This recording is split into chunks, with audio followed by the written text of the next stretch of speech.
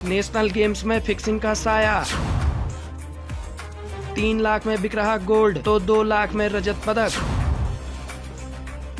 उत्तराखंड में चल रहे 38वें राष्ट्रीय खेलों में फिक्सिंग का मामला सामने आने से हड़कंप मच गया, जहां स्वर्ण पदक के लिए 3 लाख, रजत पदक के लिए 2 लाख और कांस्य पदक के लिए 1 लाख रुपए की मांग की गई थी। जानकारी के मुताबिक उत्तराखंड में चल रहे 38वें राष्ट्रीय खेलों में ताइक्वांडो के मुकाबलों में बड़े स्तर पर मेडल की खरीद फरोख्त तथा मैच फिक्सिंग का मामला सामने आया है, जहां इंडियन ओलंपिक एसोसिएशन की गेम टेक्निकल कंडक्ट कमेटी ने प्रतियोगिता के डीओसी प्रवीण कुमार को तत्काल प्रभाव से हटा दिया। आपको बता दें कि ताइक्वांडो की प्रतियोगिता शुरू होने से पहले ही 16 भार वर्गों में से 10 के परिणाम पूर्व में ही तय कर देने जैसे गंभीर आरोप लगाए गए थे। वहीं भारतीय ओलंपिक संघ के अनुसार ताइक्वांडो फेडरेशन ऑफ इंडिया द्वारा नियुक्त अधिकारियों ने रिश्वत के बदले विभिन्न भार वर्गों में विजेताओं का फैसला पहले से ही कर लिया था।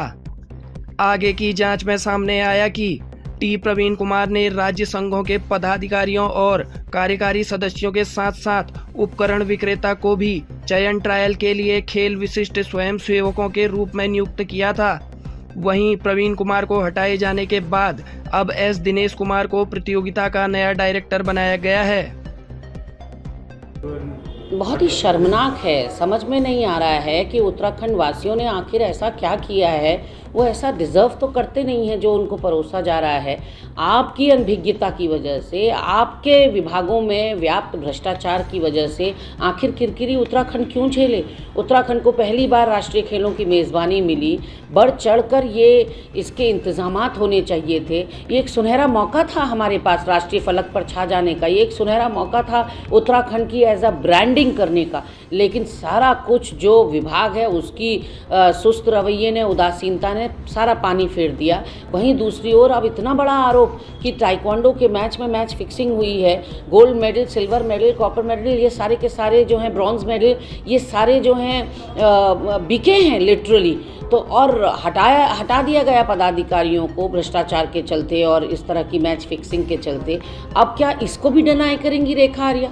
क्योंकि अल्मोड़ा में 20 बच्चों के भर्ती होने की खबर आई, 3 निर्णायक गणों की भर्ती होने की खबर आई, सर्दी लगने की बात सामने निकल कर आई और रेखा आर्या जब अल्मोड़ा पहुंचती हैं तो कहती हैं सब झूठी बातें हैं। 20 नहीं, 7 ही बच्चों की तबीयत बिगड़ी थी। 20 हों चाहे 7 हों, तबीयत बिगड़ क्यों रही है खिलाड़ियों की, ये बड़ा सवाल है। और वहीं भविष्य के साथ खिलवाड़ क्यों किया जा रहा है खिलाड़ियों के, और उत्तराखंड को इस कसौटी पर क्यों कसा जा रहा है। उत्तराखंड को मेज़बानी मिली, पूरा उत्तराखंड उल्लासित था, जोश में था, लेकिन जैसे जैसे खेल आगे बढ़ रहे हैं, उद्घाटन के दिन से लेकर आज तक हम देख रहे हैं कि उसको गंभीरता से नहीं लिया जा रहा है और राष्ट्रीय खेलों को आपने पूरी तरह से बिखेर कर रख दिया है। कुछ खेल जो हैं अल्मोड़ा हो रहे हैं, कुछ नैनीताल, कुछ टिहरी, कुछ देहरादून। ऐसा तो पहली बार देखने को मिल रहा है कि आपने जो है उसको फोकस एक जगह पर न रख के आपने चारों तरफ, और एक ही मंत्री है जो विभाग को संभाल रहा है, वो कहाँ कहाँ भागेगा।